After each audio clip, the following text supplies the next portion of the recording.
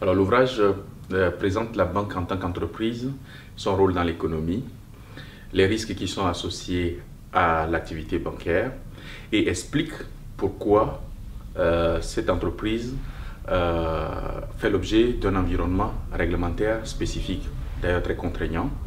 Et quels sont les principaux éléments de cet environnement-là? Comment cet environnement a évolué dans une période récente et pourquoi, en donnant du sens à cela.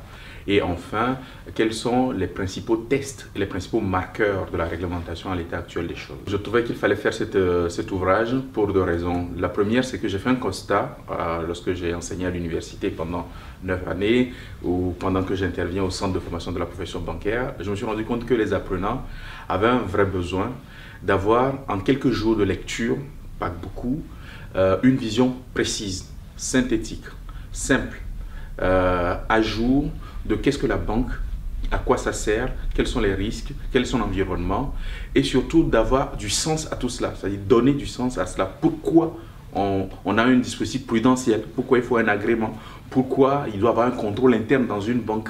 Et pourquoi on parle de BAL 2 par exemple, pourquoi on parle de BAL 3, d'où venons-nous jusque-là, pourquoi aujourd'hui l'accent est mis sur la résilience du système financier. Quand on parle de risque systémique, c'est depuis 1974 qu'on a commencé cette aventure avec la banque Erstatt, la faillite de la banque Erstatt. Donc il faut aussi se placer dans une approche historique, pas seulement réglementaire ou juridique, mais aussi historique et économique. La deuxième raison, c'est qu'il y a eu la crise des dettes souveraines en Europe. Et cette crise a amené les autorités à revoir l'architecture de la supervision à l'échelle internationale, européenne et nationale.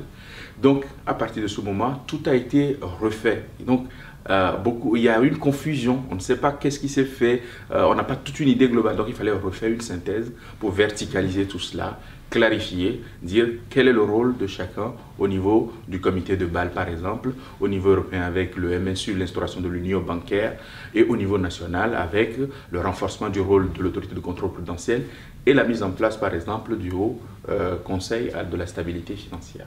Voilà ces éléments-là qui étaient nécessaires aujourd'hui à apporter à tous ceux qui s'intéressent à la matière.